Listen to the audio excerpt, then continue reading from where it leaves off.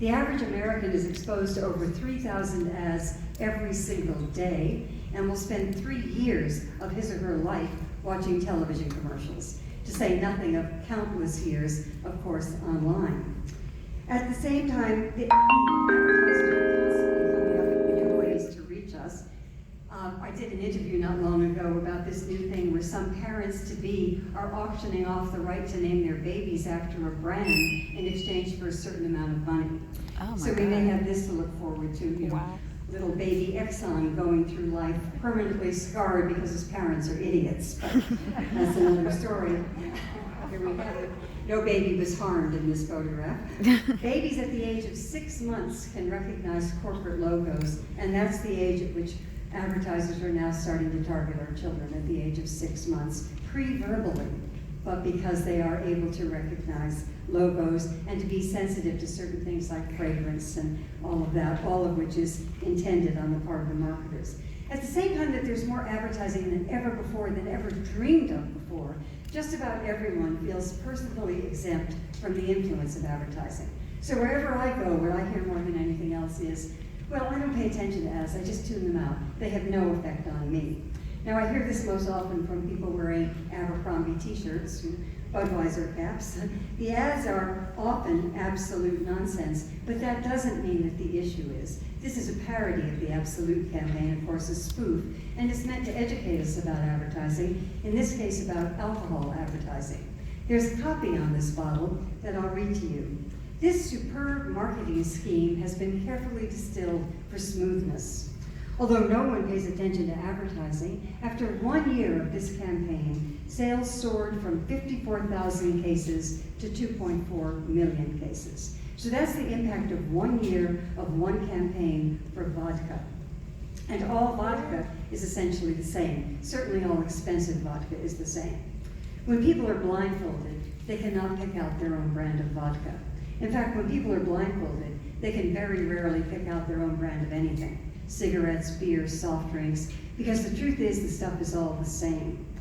What they're selling us is image, and it's very powerful, but it really doesn't tell you very much about the product. I mean, if you look at the Absolute campaign, it's very creative, it's very clever, but it doesn't really give us any information. But it does inspire a whole lot of people to go buy it in the attempt to create or to share this very sophisticated image.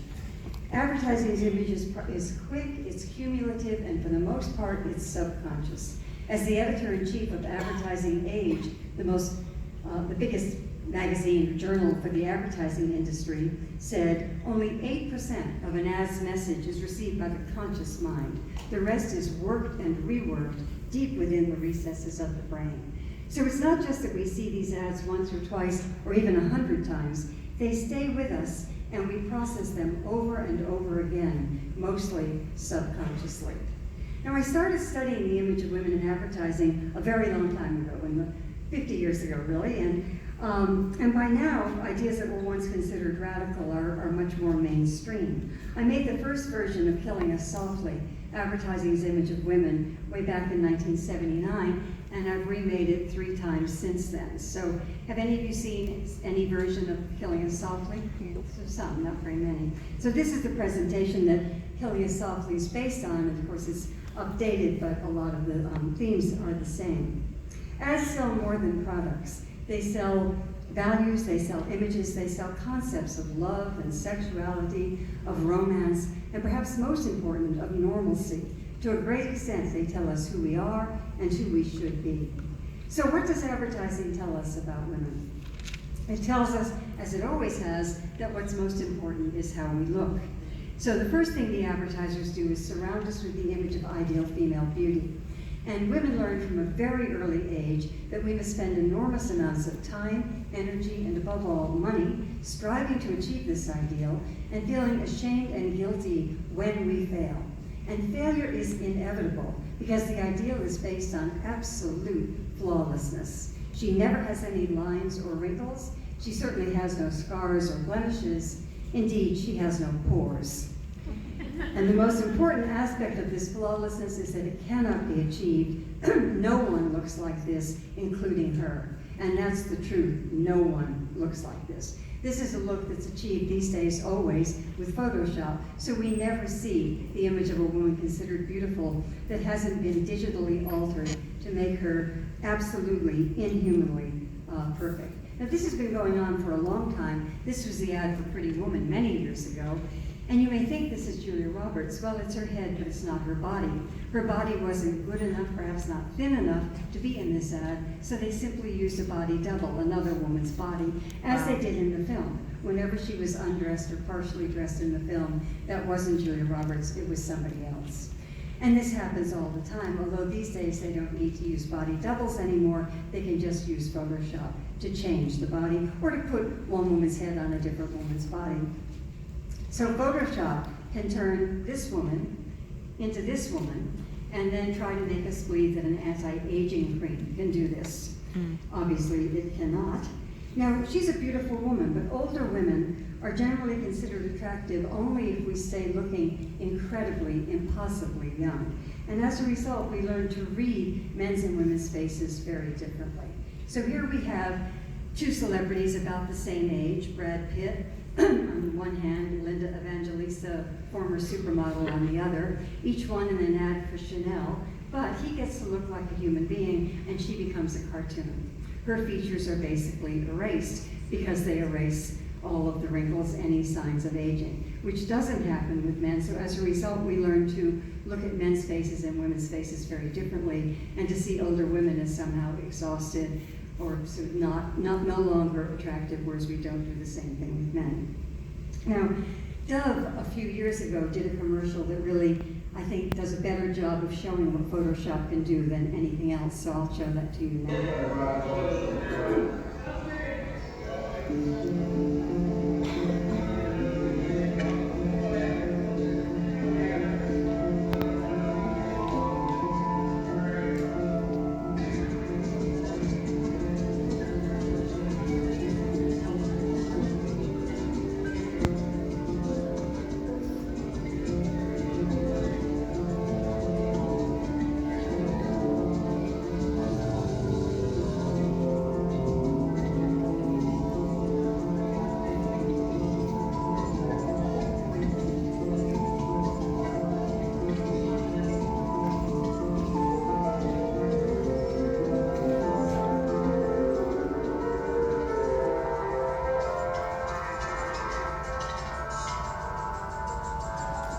So no wonder, indeed, our perception of beauty is so distorted. The image isn't real, of course. It's artificial, it's constructed, it's absolutely impossible. And yet, real women and girls measure ourselves against it every single day.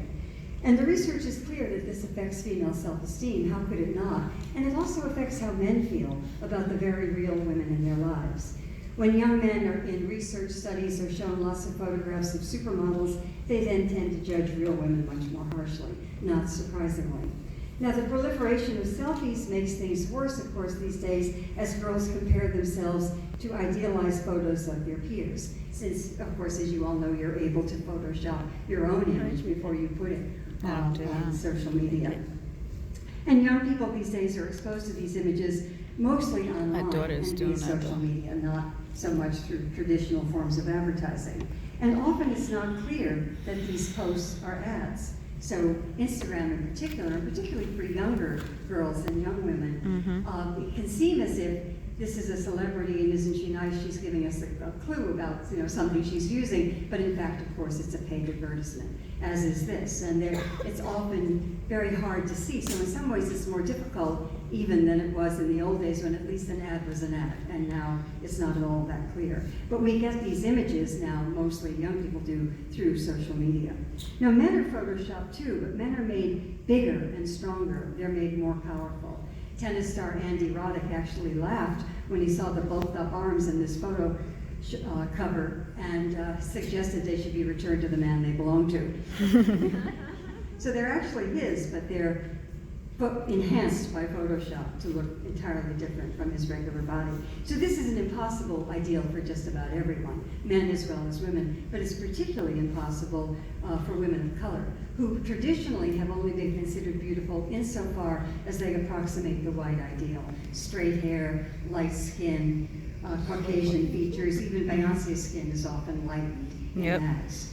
However, that's beginning to change slightly. So just last weekend, I saw this ad in the New York Times Magazine of a woman with natural hair, which you ordinarily, or you see very rarely, and so even less rarely do you see an ad like this, although we're beginning to see this certainly more than we did in the past and when I started out.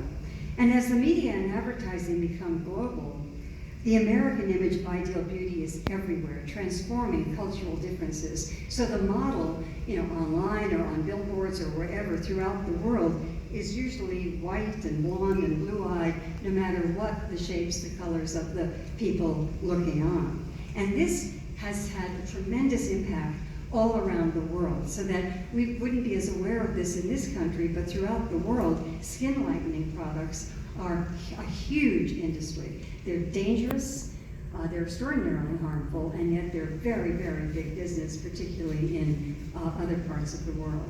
So our popular culture seems to have the ability to make women anywhere and everywhere feel absolutely terrible about ourselves. And again, the research is clear that this affects us. How could it not? We all grow up in a culture in which women's bodies are turned into things, into objects. Here she's become the bottle of beer. And this is everywhere. Everywhere, online and games and films and TV shows, everywhere we look, women's bodies are turned into things, into objects. And this is, of course it affects self-esteem, but it does something even more dangerous. It creates a climate in which women are seen as things, as objects. And whenever you turn a human being into a thing, you invite violence and abuse. It's very difficult. I actually think it's impossible to be violent to someone we consider an equal human being. But it's very easy to abuse a thing. You dehumanize someone and you invite violence. We see this with racism, we see it with homophobia, we see it with, of course, with sexism, and we see it with terrorism. It's always the same process. The person has to be dehumanized in order for violence to occur. But when the person is dehumanized, is a thing, violence then becomes inevitable. It's the chilling but logical result of this kind of objectification.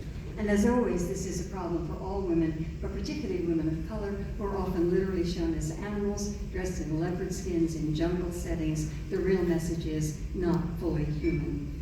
Women's bodies are dismembered in ads, hacked apart. Just one part of the body is focused upon, which is, of course, the most dehumanizing thing you can do to someone.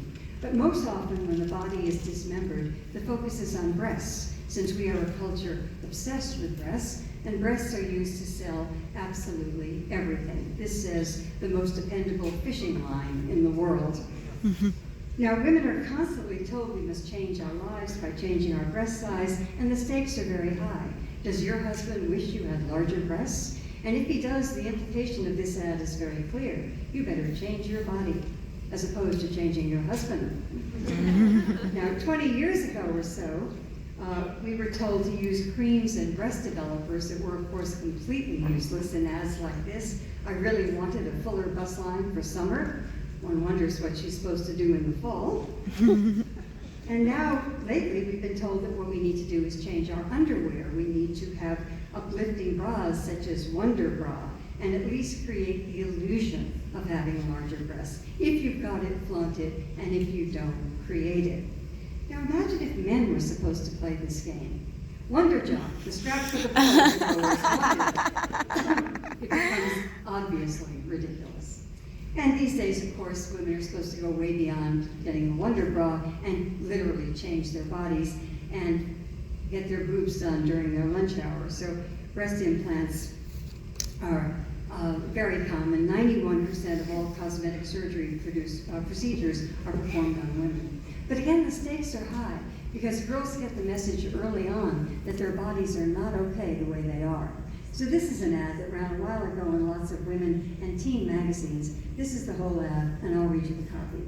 Your breasts may be too big, too saggy, too pert, too flat, too full, too far apart, too close together, too A-cup, too lopsided, too jiggly, too pale, too padded, too pointy, too pendulous, or just too mosquito bites. But with depth styling products, at least you can have your hair the way you want it. Oh, wow. So this is ludicrous, of course, but what they're saying, but this ad ran in teen magazines, so the ad is really targeting 12-year-old girls, and what it's saying to them is, excuse me, your breasts will never be okay. There is no way, according to this ad, to have acceptable breasts. So girls get the message so early that they have to be impossibly thin and beautiful and hot and sexy, and that they're going to fail, because the ideal is impossible. So no wonder the self-esteem of girls in America often plummets when they reach adolescence. Girls tend to feel okay about themselves when they're 8, 9 years old. They hit adolescence and they often hit a wall, and certainly part of that wall is this terrible emphasis on physical perfection. Now, men's bodies are rarely dismembered in ads, more than they used to be, but still it tends to come as a shock. And this ad ran actually about 20 years ago, and it was the beginning of this trend of turning men's bodies into sex objects. Before this ad, ads like this were found only in gay men's publications, but Calvin Klein brought it into the mainstream, and now we see it, more often. Not nearly to the extent that we do with women, but more than we used to. But when this ad ran about 20 years ago, the ad was so shocking that the ad itself got national media coverage. It's a good thing it got some coverage, I suppose. Reporters called me up from all around the country and said, look, they're doing the same thing to men they've always done to women. Well, not quite. They'd be doing the same thing to men they've always done to women if there were copy with this ad that went like this. Your penis may be too small, too droopy, too limp, too lopsided, too narrow, too fat, too pale, too pointy, too blunt, or just 2 inches. But at least you can have a great pair of jeans. It wouldn't happen, nor should it. And believe me, this is not the kind of equality I'm fighting for. I don't want them to do this to men any more than to women. But I think we can learn something from these two images, and what they show us is that men and women inhabit very different worlds. That men basically don't live in a world in which their bodies are routinely scrutinized, criticized, and judged, whereas women and girls do. This doesn't mean there aren't stereotypes that are men. There are plenty of stereotypes that are men. We'll look at some of them in a bit. But they are different. For women, it tends to be more personal, more related to the body. And that's kind of summed up by this ad, need we say more? And we all recognize this. We know that when men are young, it matters how they look, but as men grow older, that really doesn't matter at all. Then what matters is how much money they have, basically. And we know that rich, unattractive old men can have lots of beautiful young women. I mean, that's just a cultural cliche, but it's also true. So we recognize this to be true. But for women, it never changes. No matter what we do, we're judged first and foremost by our looks, our bodies, our clothes, and that just never changes. And all you need to do to see how true that is look at the coverage of female political candidates and the relentless sort of scrutiny of what they're wearing and how they look, their hairstyles, that kind of thing. So it's very, very different. So we're judged first and foremost, and we get the message that we're going to be acceptable. And we all get this message, women and men get this message about women too, that women are acceptable only if we're young, thin, white, or at least for the most part light-skinned, perfectly groomed and polished, plucked and shaved. And any deviation from this ideal is met with a lot of contempt and hostility, which of course is waiting for all of us as we age. So no wonder there's such terror of aging in our culture for women. But the greatest contempt for women these days is for women who are considered in the least bit overweight. And the primary message that our girls get is this one: the more you subtract, the more you add. What a horrible message. I mean, this is a fashion ad. They're talking about simplicity in fashion, but she's also incredibly thin. And look at her body language. She looks as if she's trying to disappear. And this is really the message that girls often get when they reach adolescence, that they should disappear. Soon you'll both be taking up less space, that you should literally take up less space, not be too big, too full of themselves. And I've been talking about this for a long time, but and I keep thinking they can't get any thinner. The models just can't get any thinner, but they do. They get thinner and thinner and thinner. This was Carolina Reston, a Brazilian model who died at the age of 18, at 18 from anorexia. And she modeled up until almost the last days of her life. So it's just horrifying. But what's happened now is that because the human body can't get any thinner, they just can't. I mean, you die. What they're doing is they're using Photoshop to create grotesque images like this. So the actual model in this ad is a British woman named Philippa Hamilton. She's 5'10", and she weighs 115 pounds, and she was fired for being too fat, and they used Photoshop to create that image. An image that's actually impossible. If you look at it, you'll see that her head is bigger than her pelvis. This is an anatomical impossibility, and yet, here it is, and we're seeing more and more of this. So we're seeing more and more virtual bodies. So in this H&M catalog, so the colors, the heads are different, but the body is identical. It's a virtual body that's being used in the ads because, again, it's getting harder and harder to find models who are thin enough to fit this ideal. And it's about thinness, but on the deepest level, I think that the obsession with thinness is about cutting girls down to size, making sure that girls don't feel too big, too full of themselves, throw their weight around. I mean, all the language that we use that is important for girls to, especially when they hit adolescence, to become more passive, more dependent. Now, I know that obesity is a big problem in our culture, but I don't have time to talk about that now, and it's a complex problem with many, many factors that play into it. But the solution is certainly not to make our girls hate themselves and starve themselves. But there's more going on than just an obsession with thinness. Cutting girls down to size also means silencing them. And there are countless ads, particularly in ads aimed at teen girls, with girls covering their mouths in one way or another, or with copy like this, score high on nonverbal skills. So the message they get is that you should be expressing yourself through your makeup and your clothing rather than your ideas and your opinions. The body language of girls remains passive and vulnerable and very different from the body language of boys and men. And this is something that's pretty much invisible to most people. We don't pay attention to it, but if you do, you'll see this over and over and over again. The way the man is posed, very different from the way the woman is. And one way to see this is to show you a picture of a man in a traditionally feminine pose. And then you can see that, first of all, you never see this, and secondly, how completely trivializing and ridiculous it is. Women are told that it's sexy to be like a little girl, and we've been getting this message for quite some time. So grown women or young women are made to look like little girls, dressed like little girls, and are infantilized in many ways through fashion, through body language. So that's one thing, grown women are infantilized, but the flip side of that is the increasing sexualization of little girls. Yeah. So little girls themselves are presented as sexy or seductive. They got bras like that in the stores now. Instagram. I should you know. I flash. My daughter wanted to get one. I said no. This is a sort of pedophile's dream, really. And this little girl is 9 years old. So this is happening in a culture in which at least 1 in 4 girls and 1 in 6 boys are sexually abused during their childhood. Now, images like this don't cause this problem, but they contribute to it by creating a climate in which it becomes increasingly acceptable to look upon children in this way. Because when you normalize this, then you normalize pedophilia, and you end up blaming the victim. Saying of a 5-year-old rape victim, as a judge once said, that she was seductive. So that's what happens with this. Padded bras and thong panties for 7-year-olds are now sold in major department stores. And the latest product, high heels for babies. They do have boys out. There are t-shirts for toddlers that say things like this, Pimp Squad, and some parents are putting their little boys in this. So boys are taught so early that they should be looking at girls as sex objects, and that this is a desirable image for a boy or a man.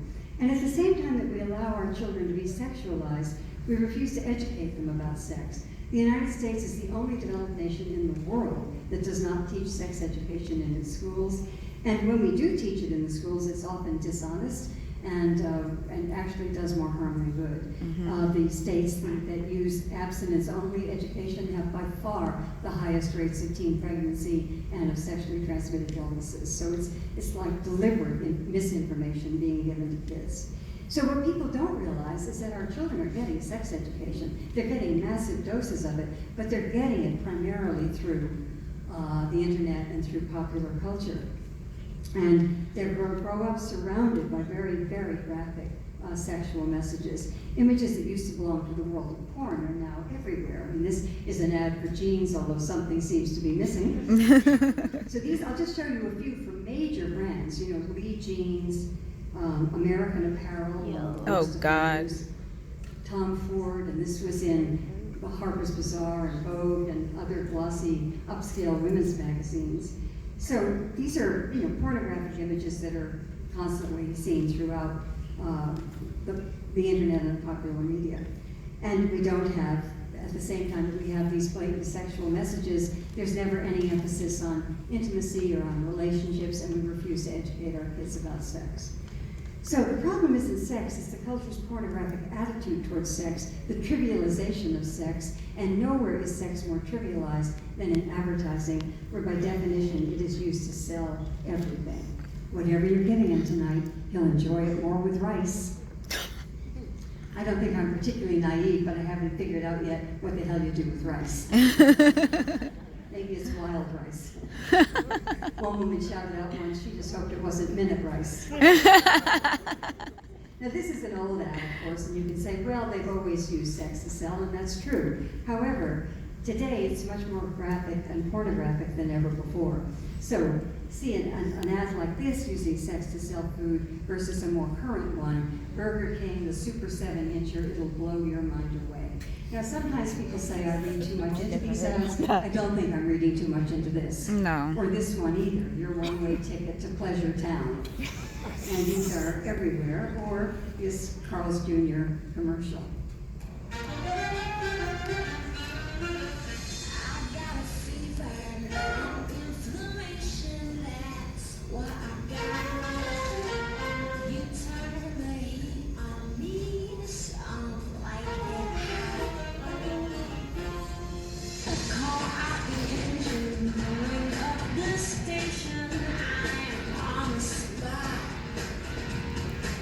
Southwest patty melt with jalapenos, pepper jack cheese, and spicy Santa Fe sauce.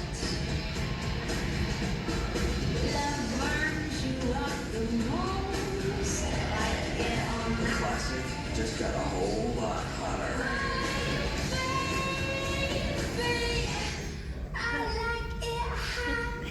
Southwest patty melt. New at Carl's Jr. and Hardee's. Even advertisers objected to this, and Ad Age wrote, Carl's Jr. ad makes us think herpes, not hamburger.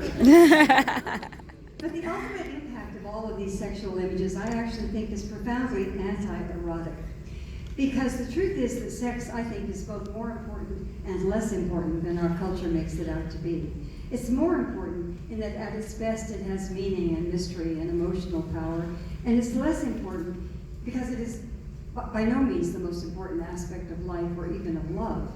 But a visitor from another planet looking at our popular culture would have to come to two conclusions. The first is that sex is by far the most important thing. There's nothing else really that matters. But the second is that sex and sexuality belong only to the young and beautiful. Because if you are not young and perfect looking, you have no sexuality in our popular culture. So ad after ad, TV show after TV show, whatever you're looking at, it's the young, beautiful people are having a lot of sex, and the rest of us just don't count at all. So that's what I mean when I say that I think it's very anti-erotic. It makes most people feel less desirable. Certainly makes women feel less desirable. How sexy can you feel if you hate your body? But I don't think it does wonders for men either.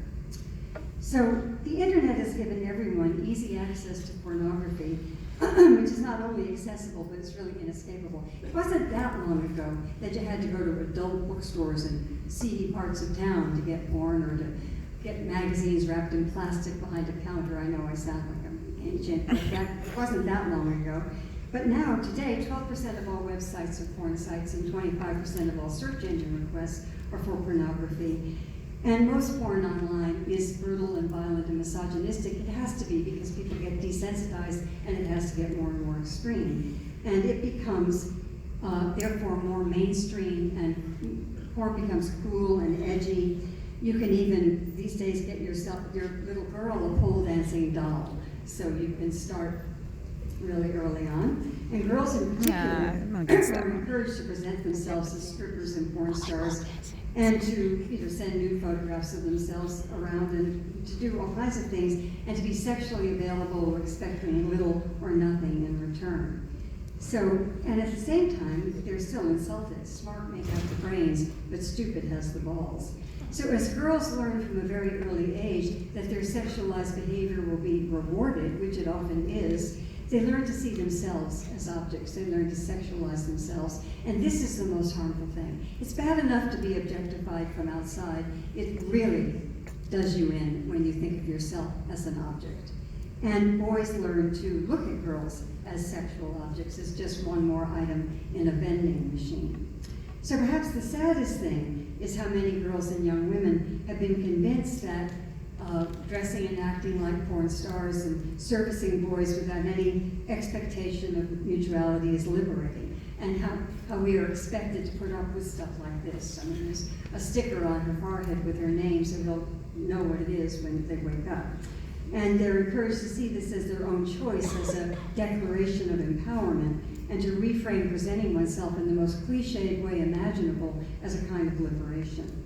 The truth is, when the culture offers girls and women only one way to be sexy, it can hardly be considered an authentic choice to choose it. There's certainly nothing wrong with wanting to be attractive and sexy. Just about everyone wants that. But this is emphasized for girls at an incredibly young age, and to the exclusion of everything else, so that it can be very damaging. And in fact, the research is pretty clear that these images cause real harm to real girls. So that this study that was done a while ago, and you can get it on my website, found that girls exposed to sexualized images from an early age are more prone to depression, eating disorders, and low self-esteem. So the Exactly images what my might be baby's going trivial, through. but the consequences aren't. And in spite of all the graphic sexual messages that tell girls to be hot and sexy, there's still a powerful double standard, and girls still get labeled if they do show any kinds of sexual agency. And they're still insulted in ads like this: tastes great, goes down easy. And the girls get the message that somehow they're supposed to be both innocent and sexy, virginal and experienced all at once. Now, as many of us know, this is tricky, and it's also really not fair, because it really is saying to girls, don't become mature sexual beings, stay like a little girl, which often means to be passive, powerless, and dependent. So females have long been categorized as either virgins or whores, but what's new these days is that girls are supposed to be both within themselves at the same time, and this creates an incredibly difficult, or really impossible, double bind. And this is a double bind that affects girls very, very deeply and very, very negatively.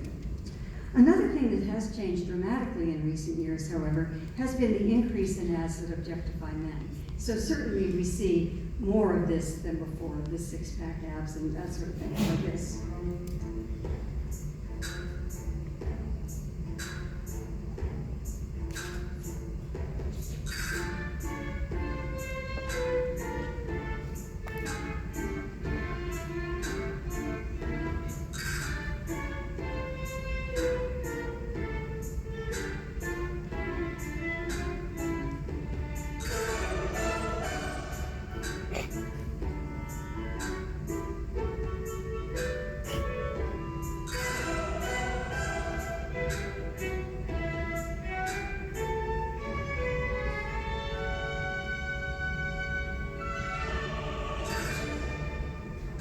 Pure XS, the new fragrance for men by Paco Rabanne. Now, sometimes this is misinterpreted as a kind of perverse equality. Oh, well, men are being objectified, so it's all the same. But there's actually a world of difference when men are objectified than when women are objectified. I mean, imagine this commercial with a woman being spied on by a room full of men. That would have a very different meaning, because we would all know that she was actually in danger, whereas men in this situation are not.